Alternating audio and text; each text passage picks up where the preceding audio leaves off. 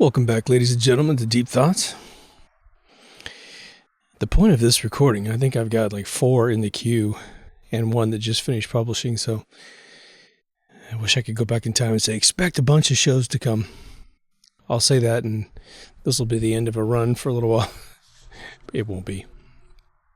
So, we have some traditional topics that we cover on this show, if you're an OG listener, and we will continue analyzing them. But I'll go away and I'll think about things for a little while. Sometimes I have a decent conversation with someone that really stimulates the conversation. On this particular one, it is something that is said a lot in my circles. But the interesting thing is, because I don't have access to you guys, and boy, I wish I did. We just hung out at some beach resort in Maui or something. Just talking, smoking sticks. People will mention the Matrix a lot. And what's interesting is it astonishes me that people mention it a lot. And then I'm like, yeah, right, and then I try to go into the conversation. And I try to stay back. I try to you tell me what you think that the Matrix is. And it's one of these situations where they haven't thought about it much. I mean, at least in any way that they can elaborate on what they've been thinking. And so I'm like, that stinks. I really wish I want to meet someone who's like, man, I've thought about the Matrix, and I'm just sitting there panting for 3 hours and I'm not saying anything, right? But being an engineer, okay, so I have this weird perspective of things. Being a software kid up until today, and then being a video game kid up until today, being I got into this weird hybrid situation where it was like the movie Tron, 1982, really galvanized me to get into computers, to make video games. And, it's not necessarily a Matrix, but it was one of the first times you went in a computer in the history of filmmaking. And if you really think about the movie Matrix of 1999, they were all living in a computer, sort of. Their consciousness was jacked into this central unit. So the articles that are written every once in a while by scientists will, who contest, I think we really are in a Matrix. And what they try to do, and I admire them whether or not I agree with a single word that they say, is they're trying to parse reality to a point where it starts to resemble our interpretation of a computer at this point in time when the article's written. When we, use standard memory, flash memory, and then we use hard drives and the very basic components of a computer, those are typically the pieces and parts. But if computers evolve tremendously away from what we are currently architecting them to be made out of today, then our consciousness and our thought process for what a Matrix could be is going to evolve as well.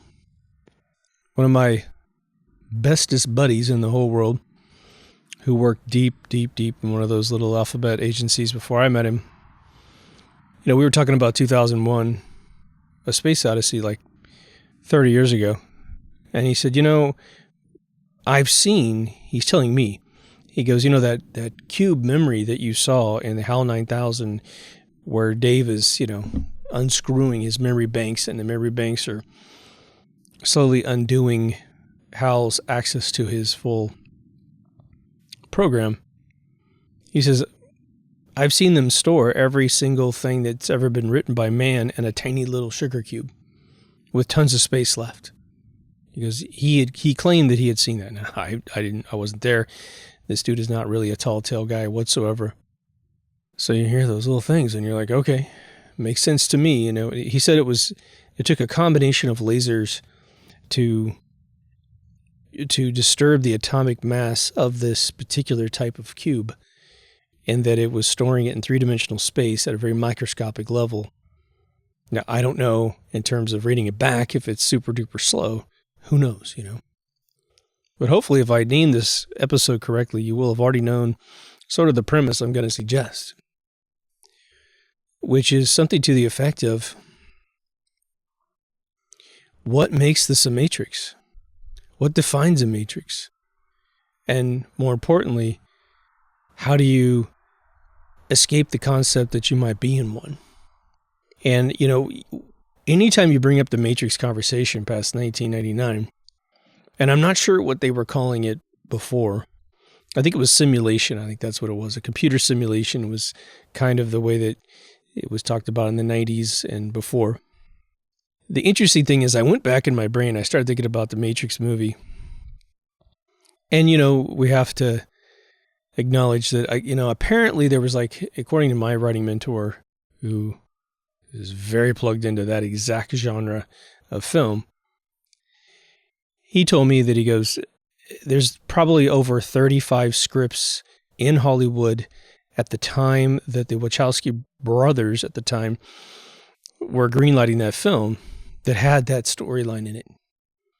Mainly because Tron broke the mold. And so people just went to the next level. And if you think about Shadowrun role-playing system from the 80s to 90s before it got turned into Dungeons and Dragons, it was extremely, there's an element to it that's extremely in there. When you hacked into a computer, you were a VR character inside the computer with all kinds of rules and regulations about how you role-played that. One of the big regulations was you couldn't be a mouse if you were a human, unless you were a human-sized volumetric mouse. You had to always occupy the general volume that your body possessed. You couldn't be a fly on the wall unless you were a gigantic fly on the wall. Little rules, little regulations. The original Shadowrun books, again, prior to it, I don't know if it's 3rd edition or whatever it was, when you started seeing orcs and things in the role-playing system, that's where I'm not going to say it started sucking, but it was when it totally changed what it was. And the reason why they did that was that people weren't playing the game, as ingenious as it was. But there were, just as a recap, there was a bunch of, role-playing people who thought up this idea of a very transhuman world where you have a lot of hardware inside your body and you had hard drives in you, and it was all old school technology, of course. And people in Ireland wrote books about Ireland, and the book came like it was a tome from that place. It had advertising in it. It was just amazing. Then London did theirs, and New York did theirs, and all these different regions of the world. The book collection before it turned into orcs was about 3 feet wide.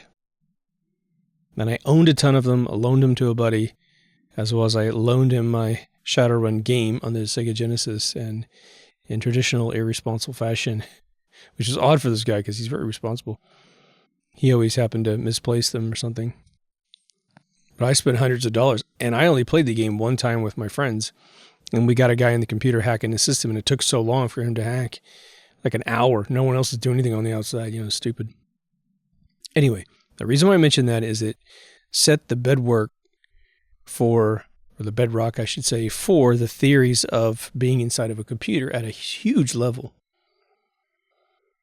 So when you see the movie Matrix, my brain brings Shadowrun to that movie and then starts looking at it, Now, the one interesting thing about the movie, just before we continue, is a small kind of qualified digression on the side is, isn't it interesting how these outside robots were supposedly the creators of the Matrix? I guess. Maybe I didn't listen to every single word spoken in the additional films, and we'll see what number 4 does. I fear 4 is going to suck really bad. Hope it doesn't. But if they had anything to do with the way the program was continuing to run, even if man made it and robots blew up and then they kind of ended up gathering human beings and making them all live in this Matrix, we had a renegade team that was running around the Matrix. And the Mr. Smith dude was running around trying to stop him. And of course, he's jacking bodies and all kinds of stuff. One, I don't believe in any part of the movie did he jack any one of the primary guys. And I don't remember that being explained away. But 2, If you have a virus in a computer, which in this particular metaphor would have been them in the system, then they should have been purgeable. Any computer powerful enough to hold that reality down, which must have been like a 300 qubits system, quantum bits. It should be able to find any anomaly in the program where things are going wrong instantaneously and purge it. So it's just, you don't have to really explain all that stuff in films because people don't care. They enjoy the film, and we all did. But it'd be interesting to address, how is it that they were able to go in the system? It would be like a good turn in the movie to go, well, did you ever, they didn't make the system. They didn't make the Matrix. Man made the Matrix, and there was a flip of events where they got control. So even though they're able to hack themselves in and put their agents in and control it, they don't own the whole thing. There's the Oracle guy, there was the Oracle, and then there's the mastermind dude. I forgot what they called him. Shame on me. But someone should have been able to stop it. Stop them from doing anything wrong. And it really is, in one way, they needed the program Tron to be in there, which is trace on, to trace what was going on and shut it down. And then recognizers in Tron were basically Mr. Smiths. Recognizers in Tron 1982 were recognizing invading programs and would chase them down and kill them. Hence Clue in the very first film, getting nailed in the first 5 minutes. It's interesting how all this stuff ties together. So we have a dual question here that's almost like two trains come at each other. One train's called, what would make it a Matrix? The reality that you're in now, what would make it the Matrix? And the counter question is, how is this not a Matrix? And to consider both of those questions coming at each other, for me, it's fascinating. Now, what, in general, if we come together in the middle and both equations equal Matrix, let's just say, what does that mean? What does that mean to us? What are we worried about? What are we worried about if we think this is a computer? Are we frustrated that the computer program is putting us through perhaps really difficult moments that we feel like we shouldn't be experiencing? Or are we seeing other things happen outside of us and we think that shouldn't be happening to them? But I'll propose to you again what I mentioned in previous episodes, which is the following. We got a little bit of wind. I apologize. But what if all the things that are happening outside of you aren't happening for real? What you're watching is a movie. What you are is real. And as much as you want to think all these people around you are real, that are suffering horrible things, especially the ones on the news, that you can't even verify if they exist. It's all just pixels in your TV, right? What if they don't really exist, but it's just part of the drama around you? Think about the movie Total Recall with Arnold Schwarzenegger. He was a lowly, this is the premise, he's a lowly kind of rock pounder, literally. He gets a little bit of money for a vacation. He wants to go to Mars because he keeps dreaming about Mars, but his wife, Miss Sharon Stone, she doesn't want to go. She hates that place. She doesn't want to go. So he goes to this recall place to buy a vacation, to have a vacation inserted into his mind as if he went. And of course, the dude upsells him on a package and he goes, what's always the same with you and every vacation? He says, I don't know what. And he says, you. You're always just you. Why not go as a rock star? Why not go as a banker? Why not go as this? Why don't you go as maybe a secret agent? He goes, secret agent, I want that one. And so he buys a package to become a secret agent. And sure enough, supposedly, without having the program inserted, but the nerd said, oh, Blue Sky on Mars, I haven't seen this one. He goes on his trip. And the movie ends with the blue sky on Mars. It's a beautiful twist to the story. It's one of the most perfect screenplays ever written. Plus it has the line, get these people air and get your ass to Mars. And please state the destination, which was read by the holographic doctor in Voyager. Freaking Johnny Cab looked like the doctor in Voyager 2. It was about 7 or 8 years before he got the chance to be that character, by 7 years. So maybe what we're seeing around us is something that's there to test us. And so we get so pissed off. A lot of people deny God's existence because they say, well, children suffer. I wouldn't be in a world where, I don't believe in a God that would let children suffer. Now, I know friends of mine who've had children suffer. And I would never, ever, ever suggest for a second that their kids weren't real. They've, passed away for various reasons.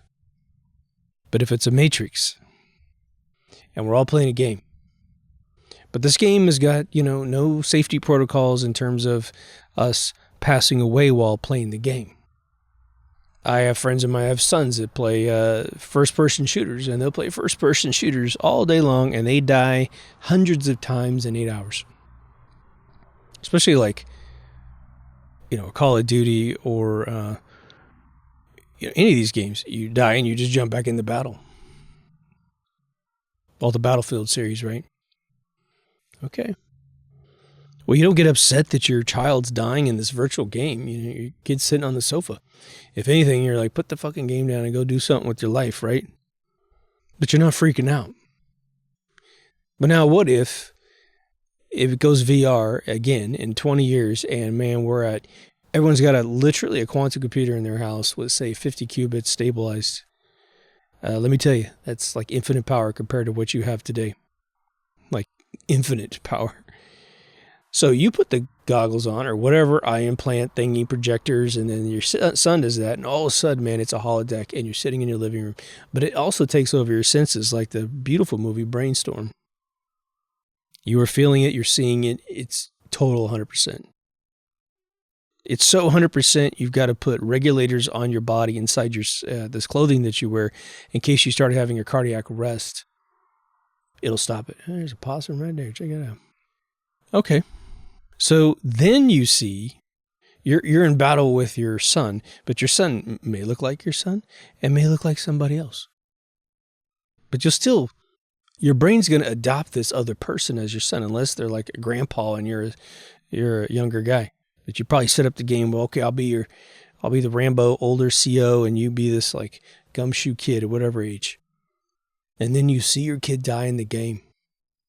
Maybe you can keep perspective of that situation and not freak out. And maybe you go through an absolute death paralysis moment where you're like, I need to get this thing off my head because I can't watch my kid die, even though it's a game. And the only difference that made that really matter to you was putting on this super duper advanced VR. Eventually, if we don't rid ourselves of all the smart people in the world, it's just going to be called R. Maybe AR will be alternate reality instead of augmented reality. But there's going to be a point in the next 100 years, if man continues to exist on this planet and technology continues to advance, we will have something that is indistinguishable from reality because we're going to make a big machine learning for all the 3D models in reality. And you're going to have more and more reveals of how they can neurologically take over the human brain. And you're going to have reality. So what makes this real versus a matrix? And how would you know you're in one? What makes it artificial? What makes it real? What makes this world real? What is real? Did anyone walk up to you when you were little go, okay, this is shit and this is Shinola, right? This is a matrix and this is reality. You get the difference? The only reason why I think that we have such a distinct opinion about this is probably twofold, okay? One, we had, as far as we understand it, again, maybe it's all bullshit, we believe that there's history to humanity. We believe, because we trust learn, right? We trust learn everything. Someone told you it was real. They showed you a picture, showed you a movie, told you a story. Very elaborate. The more elaborate Dune the book gets, the more it can become reality. And so we believe that we have this giant past without this technology around us. Just so happens when you were on planet Earth, it's right here. Now, for some of you that are over 60, you have decades of memories without computers being that intense. And that's good. But the other one is because we've created bad facsimiles of these realities, although they're getting better with Unreal 5, man. Because we have compromised simulations, facsimiles, we feel superior in distinguishing between this elaborate reality with all these, at least 5 pretty damn intense multidimensional senses, and the one that just has audio and visual. They've been trying to do the smell-o-vision thing. I actually helped a company out as a potential client for my game company, and they let us have this unit for a little while, and it was bizarre. It had 32 different little oil canisters in it, and while you played a game, it would barf out these little puffs. My concern after studying the technology was that it was really it was an oil-based particulate that was in the sky, in your room. And if you ended up playing it a lot, all I could imagine was all the windows would be covered with this goo. For any of you who've ever vaped in your car, your windshield just gets covered with this goo. And then it's hard to clean it off with Windex. It's funny. You'll rub it out, and all it does is smudge. It doesn't come off, and the Windex, it's really bad. But that's your lungs, by the way. It brings me to this reminder of Douglas Adams' Hitchhiker's Guide to the Galaxy and the total perspective vortex. Zaphod Beeblebrox being the only one to be able to go through it, but that's only because the total perspective vortex was in Zonny Woob's simulation of the galaxy. But the man who invented it in the fictional story was constantly being hassled by his wife because he was a scientist and he wasn't paying any attention to her. She always told him, you have to have perspective. If you have perspective, you wouldn't have these problems in our marriage. You'd pay attention to me because if you had proper perspective, you'd understand what's more important, what's replaceable, what isn't replaceable, aka her being the most valuable thing. I don't disagree with her, actually. So, in order to prove to her that she was over-exaggerating and that perspective was one thing that you couldn't actually have in the galaxy, he built the total perspective vortex, which is a machine you sit in, and it simply shows you how irrelevant you are in proportion to all of the information in the galaxy. It blows your mind, and you're done. No man ever survives. No creature survives it. But, of course, when asked, and you survive the total perspective vortex? And he goes, how'd you do that? And he just says, because, man, I'm Zaphod Beeblebrox. What I like about it is that there's a big truth serum to that story. That when you let it really sink in and get over the comedy of the moment, your perspective and my perspective of all things creates all things. And that's the truth.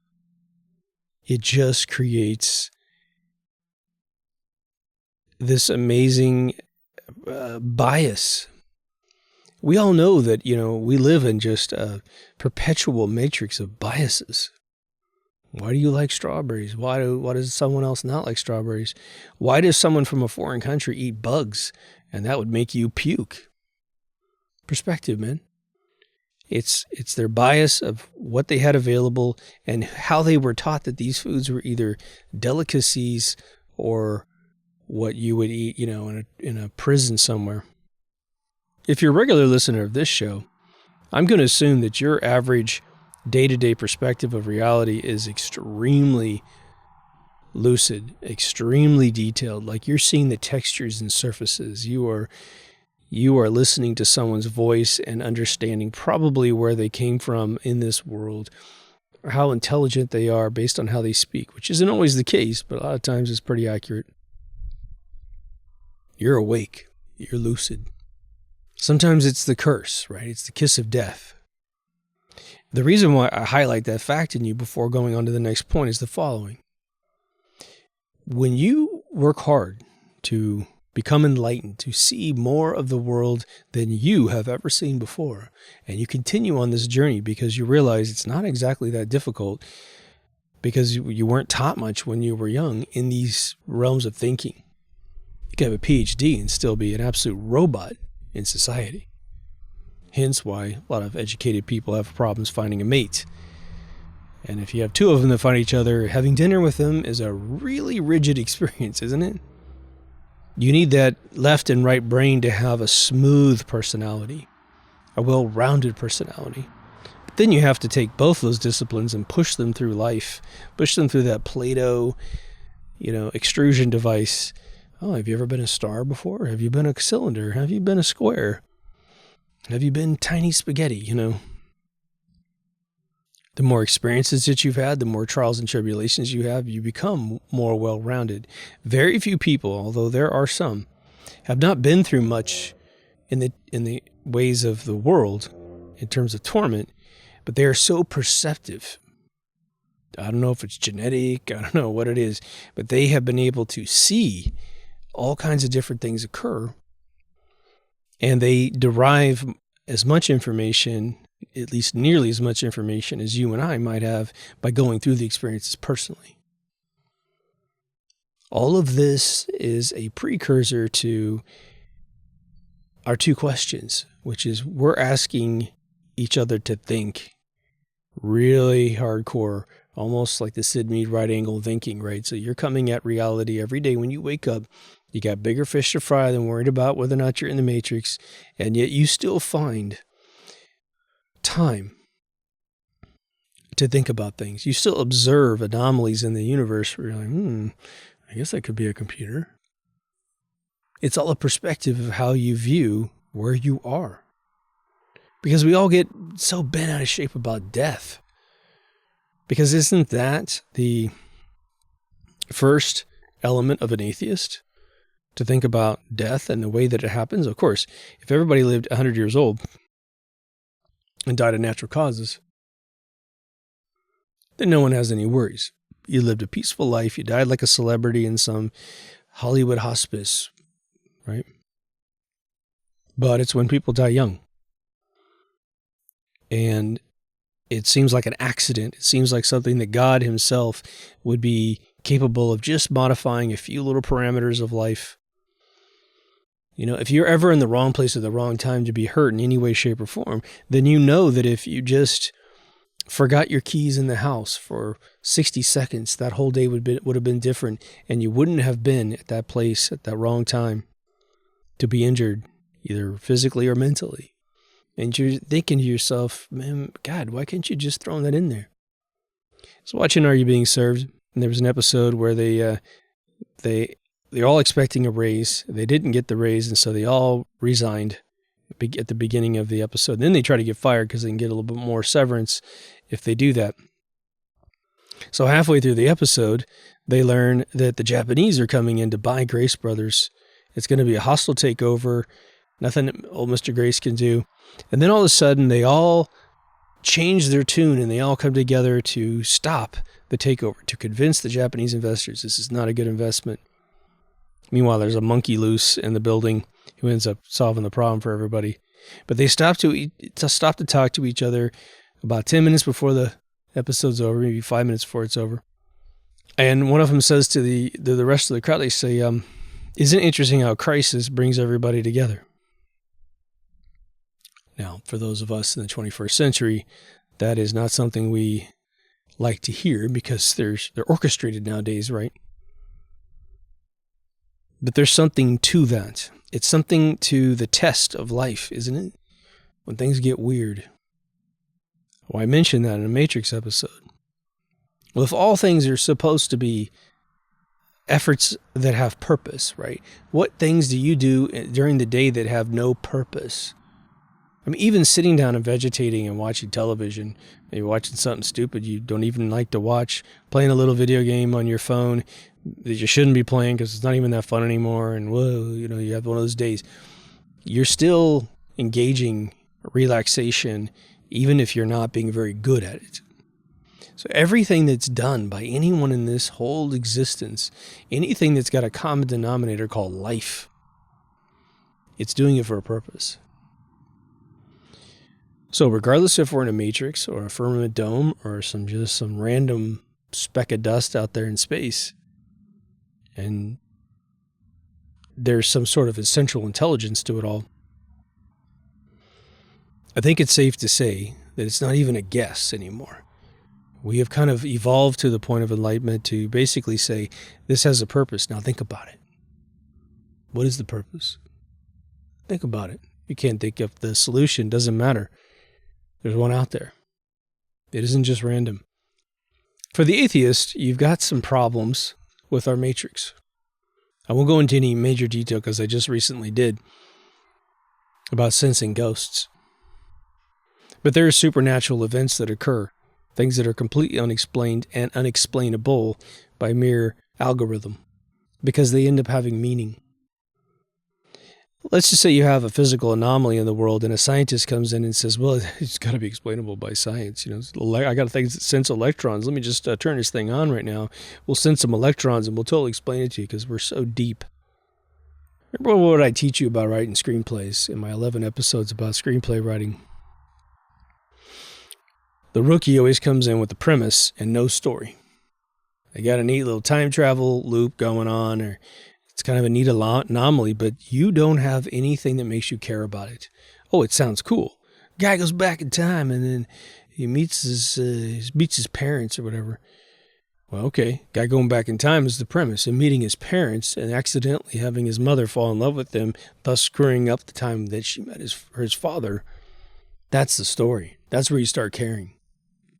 So, an atheist trying to parse, and I don't mean to insult anybody, and most people are agnostic and they don't realize it.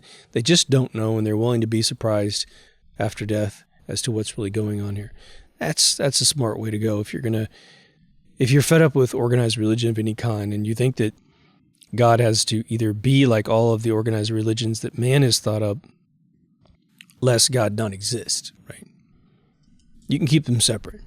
And you can borrow some of the messages, some of the truth algorithms from that stuff, because there's a connection, trust me.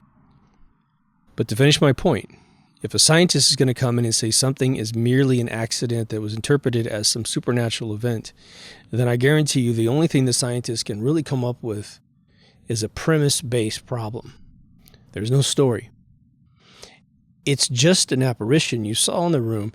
It's not your grandmother. It's not Walt Disney. It's not somebody. It's just an apparition. It's some light anomaly that happened in your room, and therefore it's just a premise. It has no story. But the second that your relative comes and tells you that they're passed and you never knew they were dying, and then you find out later that day they're dying, they're dead, that has a story to it. Thus, that is a real event that doesn't get explained away by a Geiger counter, okay? And that's the universe we live in, for sure. Even if you haven't had the experiences, I guarantee you, not everyone telling you ghost stories is naive. Not everyone telling you ghost stories is looking for attention. And I'm sure there's millions of people over time that have written down stories that were 100% true. And you probably had some yourself. I have an episode coming that should probably air before this one. And in it, there's an element where I talk about talking to one of the listeners, and we talked about the idea of you get premonitions, or you're sending out a query to the universe, and you get the information back, and then you go do your research, and it's there. Someone's giving you the solution to the system. Well, that certainly seems like a matrix to me. Being an engineer of software, it's a database query that was written well, and you were literally waiting for the answer. And because you wrote such a good query with so many criteria to it, when you go on your hard drive and you look up, you're trying to find a picture of your father or something, some old picture you got, and you just type in picture, or you go, show me all the pictures on the hard drives, right?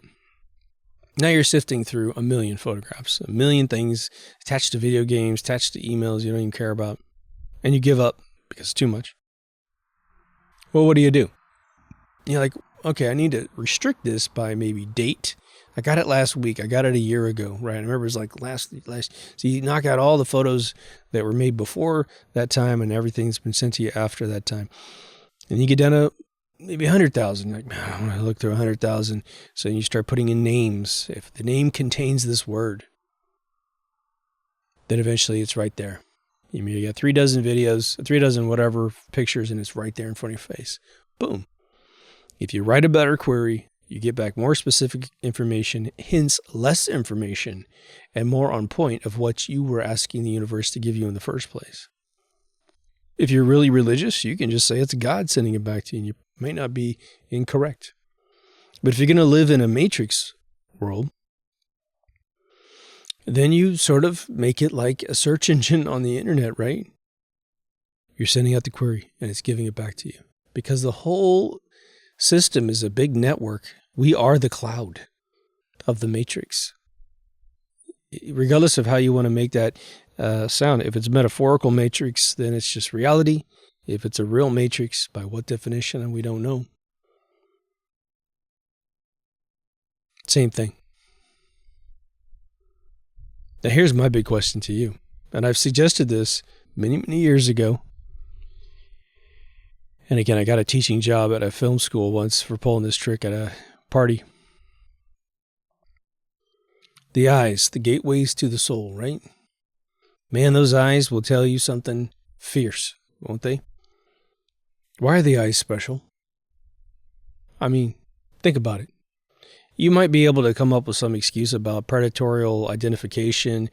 You know, the eyes were the way that you would see in primitive fighting styles of any animal. They look you in the face and they want to know where your eyes are going. If you're looking right at an animal, sometimes it gets freaked out. But if you look away, it'll kind of leave you alone. Neanderthal man is the same way. The idiot sitting at the bar drunk, scanning the room, trying to see who's looking at it because he's looking for a fight. Nowadays, they're all chicken shits and they just cold cock somebody out of thin air, right? But back in the day, there's a little bit of honor among retards. Why are the eyes special? My theory is that is the true gateway into who you are. It is the one part of our visual matrix, meaning one part of the 3D model that actually exists on the outside. In some form or fashion, whether it be literal physical on the outside or some metaphorical identification like a QR code, your eyes, maybe it's just a portal. It's like an agreement. You know, I have the Origin of Man episode way back in season 1 where I'm talking about building the universe from scratch, and we're just souls and we're building it up from scratch and we're trying to come up with ways that we're going to run this place. What if the holes right through your eye, right through your iris, your pupils, the identifying protocol, you know how the internet wants to have real ID. They want to have no one anonymous on the internet. Everyone's going to be locked down. Now they figured out 10 ways to Sunday to figure out exactly who you are at a intelligence agency, which is why I think ICANN kind of leaned off of it. The Five Eyes can always find out who you are. So they don't care if Walmart knows who you are or some other angry person on Twitter. They just don't care. But us as souls, let's say we built a protocol that goes, it's not from a surveillance standpoint that the souls would want to know who they are. It's because we want to identify each other from the other side. And there has to be a protocol by which we can sort of sense the intent of a soul outside of just the identity. And it's right through those little holes in the eyes. I told you guys before, I wear these sunglasses. Yes, I wear them at night. You know, part of it's just a kiss makeup thing, but I've been a sunglass junkie my whole life. They're very important to me. The way that they're shaped is very important to me. You either get it or you don't. That's all I got to say. I don't mean to be an asshole, but that's the truth, man. But I've had girls that I've approached in this world at times, especially when online became a thing and you kind of meet random people and just start chatting them. And not even romantically. Sometimes, but not, doesn't take a romantic conversation. And I've had 2 women in my lifetime tell me, I really just won't talk to someone who hides their eyes. I was at Venice Beach shooting a documentary, and this woman comes up to me with her daughter because they were watching The Entertainers that I was filming. And the mom was a little bit older, and she looks at me and she goes, "Show me your eyes." And she just lifts up the eyes, and she's like, "Oh, you have such pretty eyes," And that was a big deal. But seeing the eyes, some females get it. They don't know you until they can see your eyes. Interesting. There's this focus, and it's involuntary. It's just there. Now, some people figure it out. Some people sense themselves. They sense the insecurity of not being able to look into someone's eyes. It's fascinating, right? So my trick, I've done this several times on the show since it's been 30, 40 episodes since I've done it. You can do this trick at home with loved ones and with friends, and you will blow their mind. The more you think about it before you do the trick and you really get into what this means and you experiment with it yourself, you'll seem like the oracle in the room. It's awesome. So what I did was my friend Tony, a woman who taught at this film school, I guess she still teaches there, but it's kind of closed down because it's all koofy. I was talking about this connection with the eyeballs, and I said, well, look, I said, you can see my whole body, right? And she goes, yeah. Now, for those of you watching the video, you can just watch the video. But for those of you coming in audio, what I'm going to do is hold up my index finger and block where my sunglasses are. Now, obviously, this would be blocking my eyeballs, but this is what you do. You're staring right at someone, you drop this concept on them, and you say, look, I'm going to block. But I don't even say it. I don't say I'm going to block. I just do it. I say, I'm going to do something, and I want you to tell me how disconnected you feel from me right after I do this. And I say, watch. And I just lift up my fingers, my one index finger for my left hand, and I just block my eyes. And the second you block the eyes in a live conversation with someone, you just hold it there. And you just hold it so you know that they can't. You block their eyes with your finger, and then they can't see yours automatically. And she sat there, and she just went, very brilliant woman, huge film. She worked on every major film on planet Earth, period. And she just goes, oh my God, you're right. And then she was like, who the hell are you? She goes, you got to teach in my class, man. And boom, I got a job teaching for a year. So this is big. What makes this a matrix and what makes this real? By obstructing the eyes, it so cancels the soul's connection. I mean, it really just like, it's like when you have a pin light on a keychain. Little tiny thing, little tiny LED in there. Man, you pop that little bad boy in a dark room and boom, it's all lit up, right? But all you got to do is put your finger over that little apparatus. It's a 1/2-inch lens on the front of that thing. And all of a sudden, the room goes black again. I want you to think about the light coming out of this little LED keychain thing as being the field of view of the soul's energy. I did a whole episode about the physics of ether, and I talked about the fact that we know that people are staring at us from behind.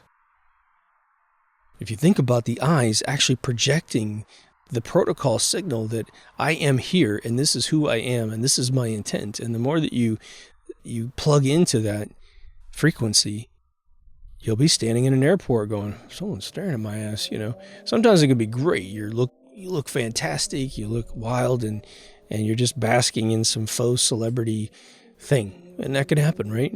Women who go to their weddings and, they've got their hair done perfect. They've lost a little weight. They're in a beautiful wedding dress. They look just awesome. Well, it's queen for a day, man. All the eyes are on them. And what is it? Is it Sally Fields? She went up to the mic and said, well, it's in a Mandela effect, by the way. In fact, a friend of mine talked to her ex-husband, and he remembers it the way we all remember, which is her saying, you like me, you really like me. Apparently she doesn't say that in real life, but her husband was there, and he was like, what do you mean? She didn't say it. And he called her on the telephone and said, they're saying you didn't say this. We all know you did. I was there because I had to listen to it on the news for 2 weeks after that. And she was on the phone. He goes, what do you think about this? Because they're still friends. And she said on the phone, it's a first-degree friend of mine, she says, well, I just thought they got it wrong. That's all. We all remembered it wrong. Like, okay. But she was talking about the whole thing of needing celebrity. That's what we were all kind of figuring out. And you know what? She's not to be blamed or anything or be made fun of. She simply spoke out loud the words that most celebrities are thinking, which is, I needed your attention. I needed more fame because of my childhood, because of whatever. I need to be famous. I love it. Now, of course, fame today is a lot different than fame was 30 years ago. I think these are some of the linchpin things that make us, that can allow us, I should say, to consider that this reality is sort of a faux construct in itself. Although every reality is real, to be honest, right? It's just a matter of what? A perspective, which one might boil down to a bias. Looking into yourself, and like I said in the Pixel Power episode, you will surrender your whole reality to a teeny tiny screen in your lap. While the TV's blaring, your kids are yelling, the neighbors are having a party across the street, you cancel it all out because that phone is usurping your entire brain, flickering at anywhere from 60 to 75 hertz, throbbing your brain into a frequency of suggestibility. It in itself being a sub-matrix to the matrix. Now, one of the other things I've been thinking about is to say, if it's a program, it could explain a lot of the restrictions that we have in this world in terms of things like we have conceived as human beings superheroes. Back in the old days, they called them gods or demigods, right? Hercules or Cuchulainn or something. Beings that had superpowers. Even Christ himself has superpowers. All the gods of Egypt, Anubis and Anut and Ra and all these things had these powers. Can you imagine, if this is a matrix, that just like Westworld, where as guests, you would come back to the park, right? In this fictional world of Westworld from HBO, which you must see at least season 1. And it would be, and according to the original book and the movie made back in the 70s with Yul Brynner, there was a Middle Ages world, there was a Greece world, a Greek, Roman world, there was a Western world. There was a lot of different parks you could go to, not just the Westworld one. They alluded to that before the show ended on HBO. I mean, they flat out revealed some of that, but they didn't really go into the other ones. They should tell an equal story that was going on in the other worlds. I think they could pull it off, but whatever. We have a complete package of the Egyptian era, even if we only know 1% of what really took place down there. So you have these hieroglyphs. You have these pyramids that aren't mentioned in the hieroglyphs. Ooh, that's a weird one, right? Now, I want to digress for 1 second because it'll be a while before I probably do a full Egyptian episode. I just did this other one. I forgot. It occurred to me afterwards. I will put a towel on to walk around my house there once we're on, right? And, when you put the towel on, if you know about Egyptology, even at an infantile level, you'll know that the pharaohs seemed to be wearing towels as skirts. They just would fold them in a really cool way. And it, had like this, they typically were drawn where they had a little bit of a triangle at the front, which is usually because the step was happening or something. But anyway, you have this culture that built a lot of objects without putting any markings on the basalt boxes that didn't have writing on them until someone etched it in later, you can tell. The pyramids, which aren't mentioned in the hieroglyphs, and they're very simple, amazing, gigantic structures. Okay, the idea is they were just wearing towels. But they could make jewelry, they could make glass, they could make the bust of King Tut. So there was no shortage of artistry. The pots that balance without legs, you just put them on the table and they just balance perfectly. The stone boxes that are the most precise human-made objects on this planet, beating all precision, microscopic jet engines, mechanical things. Swiss watches have no bearing on the details of this one stone box that I've covered several times. Okay. So they got to a point where they got so simplified that just wearing a little skirt was totally cool, like a little towel. What do I need anything else for? It's warm out here. I want to really be in the sunlight. So they just put this little towel on. It just reveals a part of their brain. Okay, back to our story. We have these microcosms. You got Babylonia. You have Egypt. You have Greece. You have Rome. You have many sectors in Europe. Now it starts to kind of feather out by the time it gets to us, right? But we know something happened down there in South America with Machu Picchu. We have places in Turkey and Baalbek and China, Native American stuff. They all have these little compartments. Well, maybe, as it relates to the episode I'm releasing tonight, or tomorrow, I should say, tonight to the Patreons, we do reset in this world because it is a matrix. The program is simply being updated. As they called it in Westworld, the narrative is being updated. We, the souls, are the guests coming to Westworld. There are NPCs here that are like your evil motherfuckers, pardon my French, who run this planet, that seem like they have no souls. And you're like, who would ever do this to humanity? And how could you get an unequivocal mass of these people? Sure, there's psychopaths here and there, but they managed to find millions of these fuckfaces who run the world into the ground that will kill off all the guests.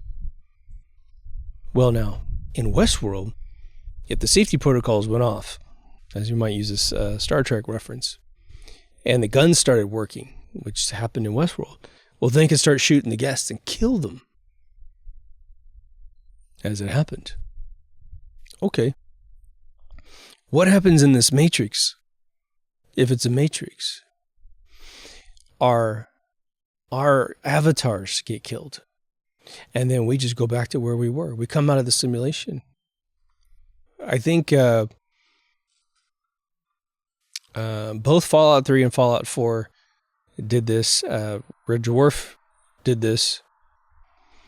Where, in fact, there's a Red Dwarf episode about, I don't know, halfway through the first decade of their seasons. And it was them somehow waking up out of this matrix.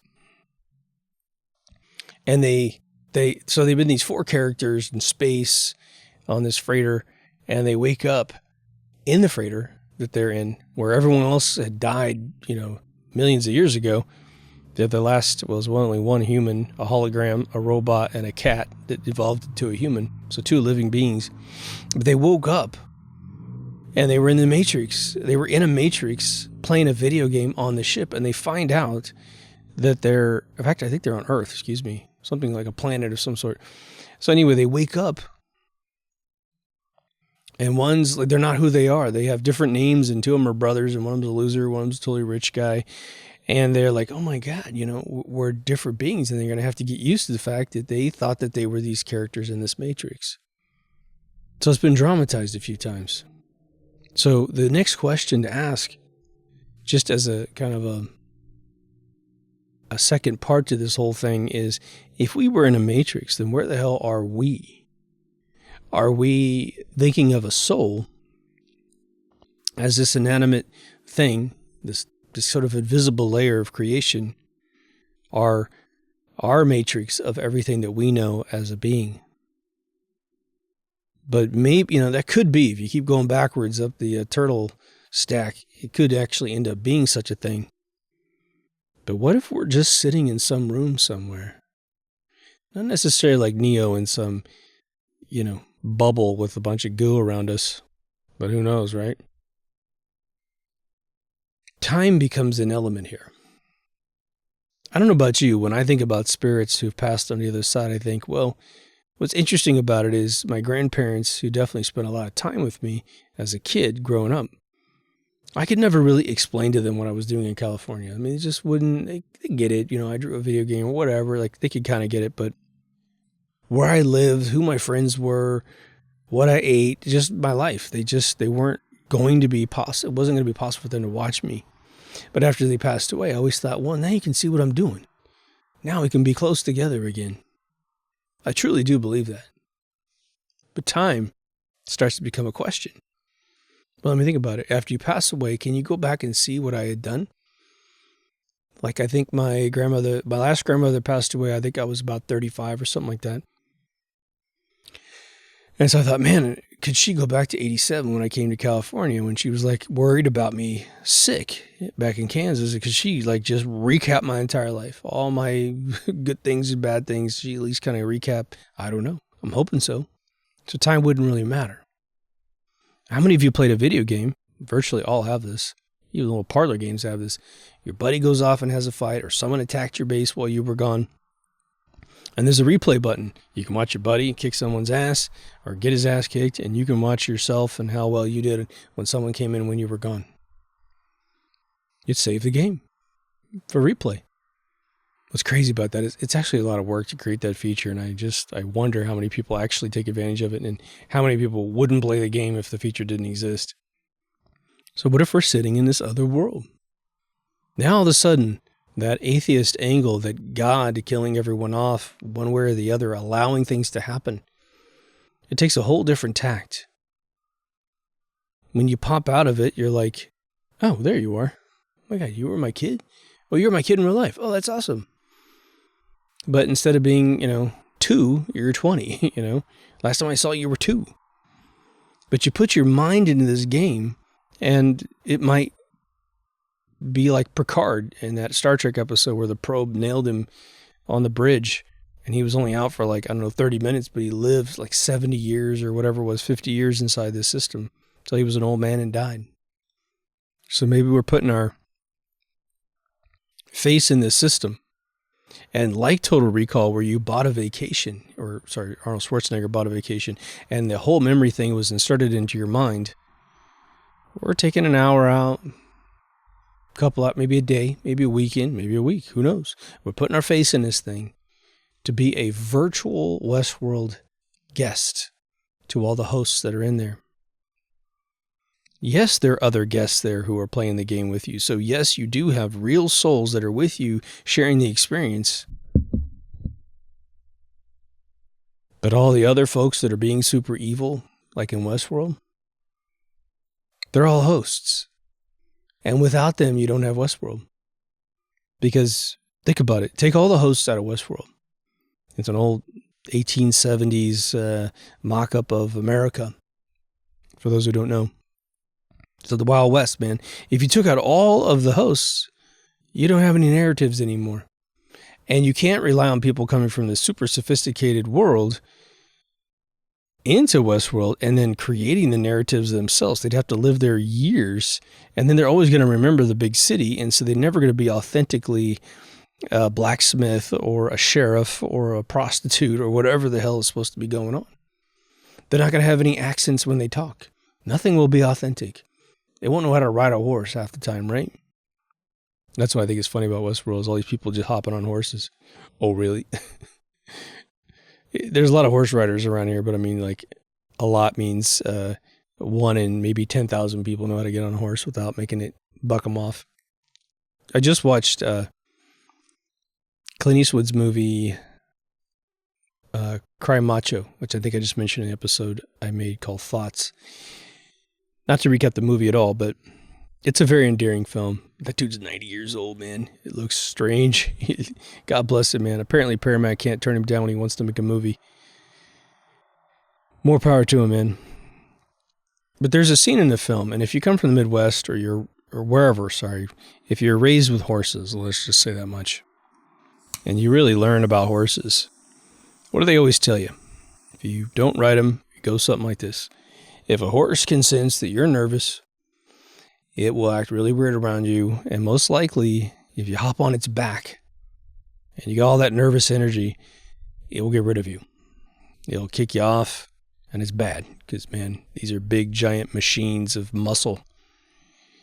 And so when you want to, when I took my daughter from the big city and took her to my uncle's ranch, and we're going to ride horses, she's nervous as hell because, horses are big objects.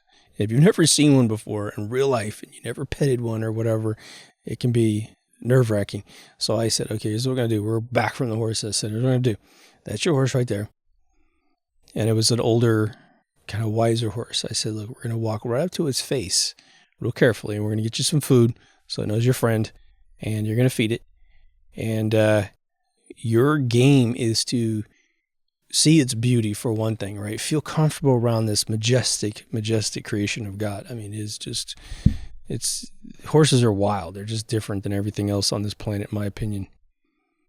But I haven't met most of the animals in the world, so that's a qualified statement there. So I had her go up to the horse, and we engaged the horse. I got pictures of this, where she was just kind of petting it, massaging the head, and the eyes, her eyes and its eyes. I said, just look at the peaceful nature and wisdom of this horse, because even though it doesn't know math necessarily, it knows souls. And she just warmed right up to this thing and hopped on. And that scene is actually in Clint Eastwood's last movie, Cry Macho. He's teaching this 13-year-old boy on how to approach a horse that hasn't been broke yet. And so I had to do the same thing. I had a much more aggressive younger horse. Man, we had a blast. He was ready to go, baby. I hadn't pulled a horse into that speed in a long, long time. And it was funny because my aunt, who lives there, and she's got all of her horses and stuff, she's ridden everything. She's just real casual with them, of course. But I'm like, man, I want to get this thing galloping, man. And I had this big white horse, man, and I could just tell he was young and excited. He was excited because I was excited. Anyway, there's this point where I'm running this thing, boom, boom, boom, and I'm coming right at him. And they're pack animals, so you got to be really careful, because if you pull up your horse next to everyone else on a horse and then you tell your horse, yeah, like that, they'll all go at the same time, throwing everyone else off their horses if they're not paying attention. It's a real asshole thing to do. And people do it all the time to people in California. I used to help my friend who had a black stallion. She was rehabilitating from an abusive previous owner. And she was hopping on a horse. She's from Holland, so she grew up with horses. She's a tough chick. But she's on her horse, and then all of a sudden, this couple was dressed all to the hilt, looking like Kenny Rogers, man, pulls up, hey, how you doing? And then as she's hopping on the horse, hasn't locked her foot in the other stirrup, and all of a sudden they go, boom! And of course, a black stallion ain't going to be beat by anybody, and it just fucking runs. And I'm out getting her car, so I come back, and she's been flipped over and has this huge bruise on her ass for 2 weeks. And then she came to Kansas with me, and she was limping around. She's like, oh my God. The moral of that story is eyes are super powerful, man. If there's anything that we can use as a litmus test of us potentially being in a different reality and penetrating this reality, for me, it's the eyes. It's a qualifier. It's something to pay attention to. The more that you get sensitive to eyes, I think the better you'll do in public. And that's why people get nervous and don't look people in the eye, have a really progressive problem with other people. I was just at my lounge the other day, and this guy comes in. I've known him for 5 years. Nicest guy on planet Earth, man. But I realized that every time I would kind of steer the conversation, look him in the face, he would literally just look at the ground. I'm talking right to him, and it's a very friendly conversation, man. We're having a blast, and he just can't do it. And that has made him perpetually shy in the system, So what qualifies this place as a matrix? What would we have to find in this place to basically say, okay, wow, that's the thing? I think you can take the supernatural and put that up on the pedestal to be evaluated. The power of the eyes, that needs to be evaluated. And then to reverse the question's polarity and say, if I told you were in a matrix and you had to prove you weren't in a matrix, where are the positive negatives that you're not in a matrix? Does a matrix negate a God? I don't think so. Not unless you're being a major generalist with all things. We have this big dispute, and I mentioned this thing several times. By the way, I got that question today. We don't live on a planet, right? We got people that see the world completely different. We got a whole bunch of people that think things went one way, and a whole bunch of people think things went another way. We call it the Mandela effect. Someone hacked the system. Can you imagine? There's been several movies and books written over the years where characters in the books are trying to meet their writer. They're trying to escape the book, right? And could you imagine a situation where the Hadron Collider's entire purpose was to bust the matrix? That we think it's evil, but what it's trying to do is trying to get the coders to back off. It's like, we're going to punch through this thing. We're going to get to your other side here because this thing's going to crash the program, which ain't good for us, of course. I don't really think that's the case. I'm just making a joke there, but you got people that think it's a flat earth. The moon is a really weird thing. How the hell is that thing completely eclipsed the sun just absolutely perfectly? But it's a random rock in the sky, and there's a random ball of fire in the sky, and they just happen to be the same size. But man, one's got a wobbly elliptical orbit, and the other one's got supposedly it's just a stable centrifuge of our solar system. A lot of explaining to do, right? Doesn't feel like I'm moving, right? The whole anomaly of the round planet theory is that, when you travel from the equator to like a northern city, say Cairo to London, you have either sped up or slowed down 750 miles in longitudinal direction. Really? How's that even possible? Right? It would seem like if you did it really slow, right? So especially if you're walking, that's not a problem. You're going to slowly speed up as you go down towards the equator. You get in a biplane and you keep just hopping over gas stations and you're okay. But you get in a major commercial airline and you start traveling 550 miles an hour.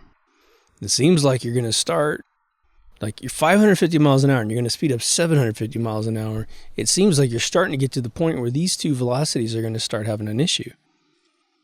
Okay, so what if you took the Concorde down there and you're going to supersonic speeds? You get in the Aurora aircraft is supposed to go like Mach 10 or whatever. Even the SR-71 at Mach 3.5. Okay, and you're going, a latitude direction, right? And this longitudinal wave is constantly speeding up against you. How do you do it?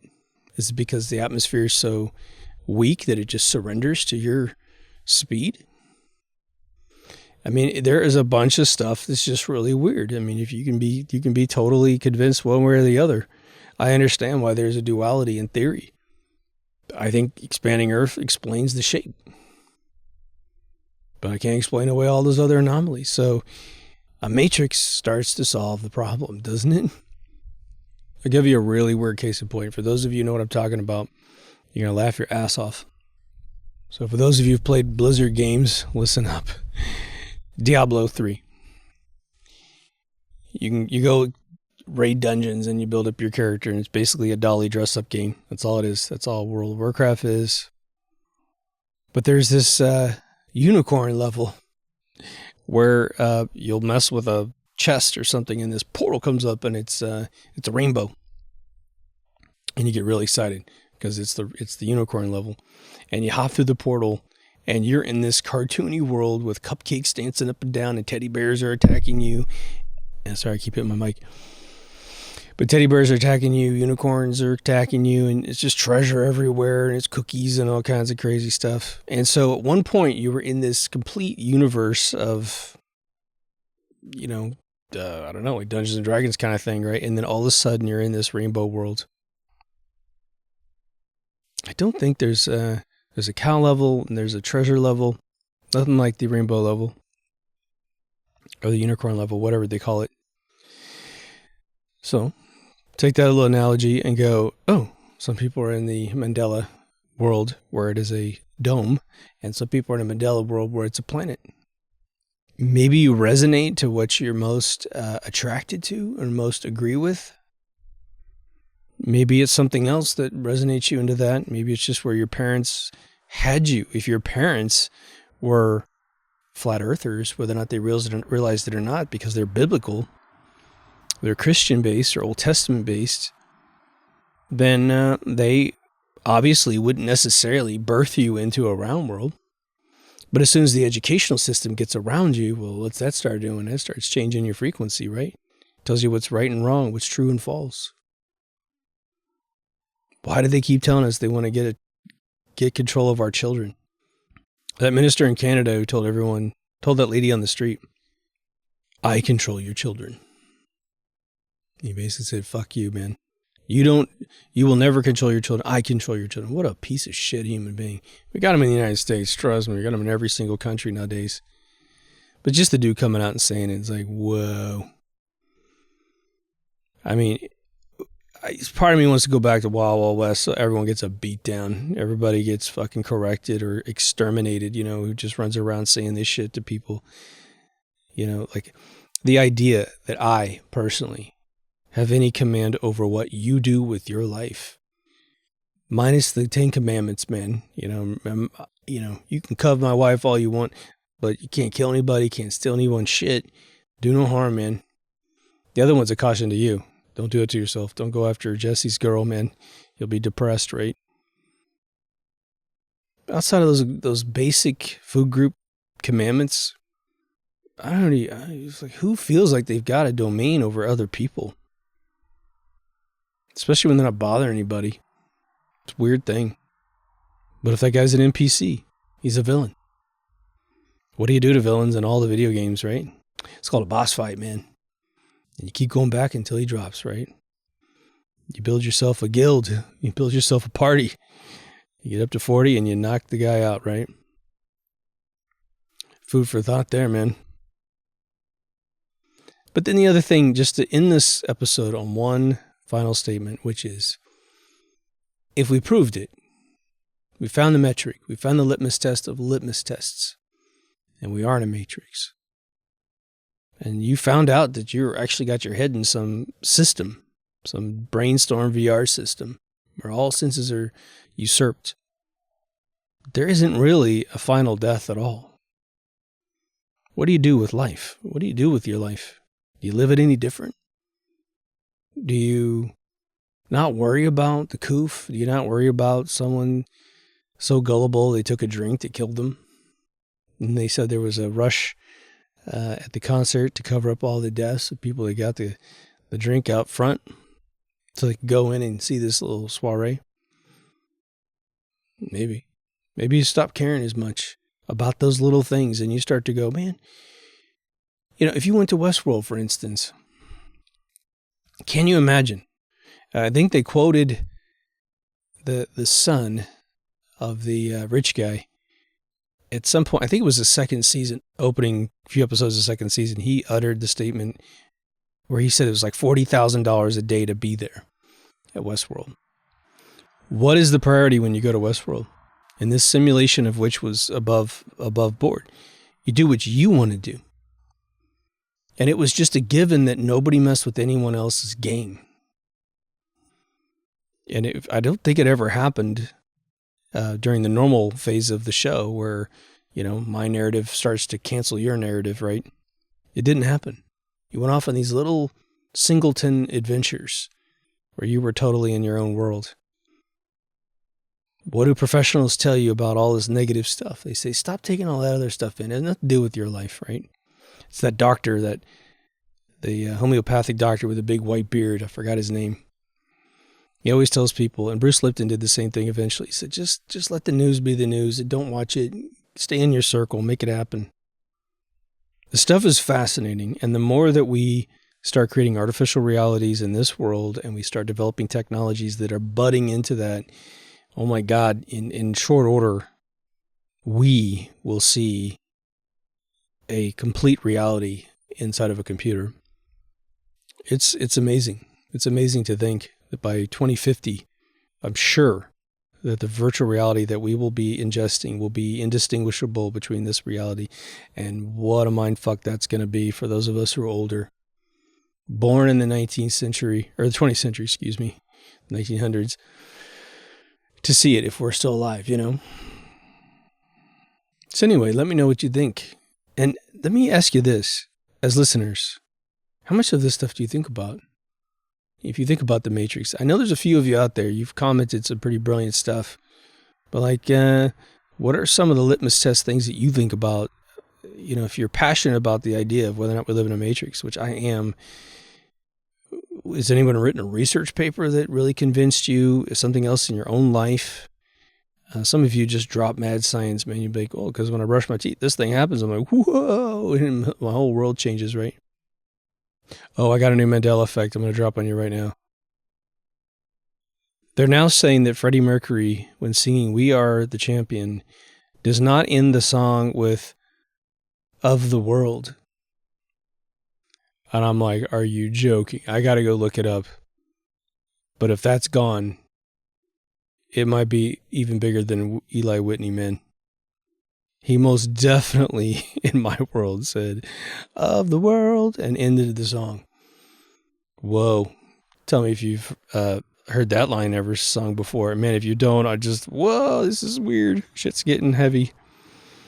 Anyway, if you haven't been to deepthoughtsradio.com, that's where all the goodness is. We've had lots of subscribers today, so we'll see if it hangs on. When I woke up, I swear it was 49.56, and today at the end of the day, it's 49.72. So we are less than 50 people away from 5,000.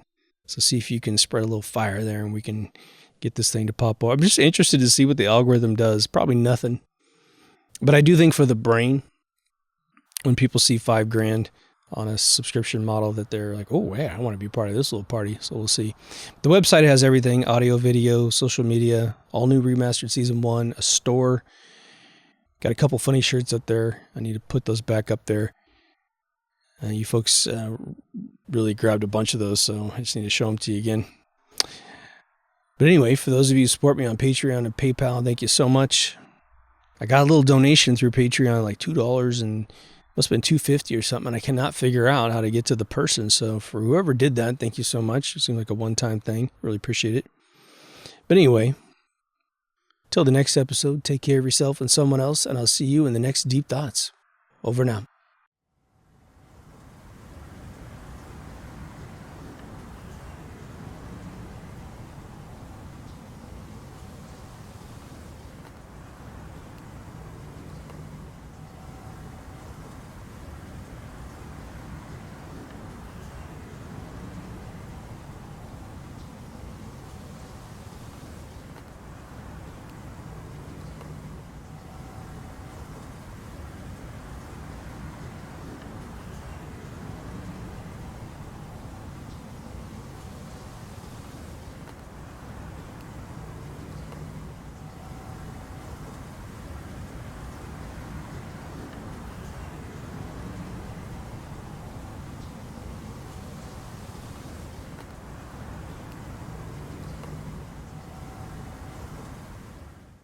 But mathematics, at its basic form, is nothing more than numerology.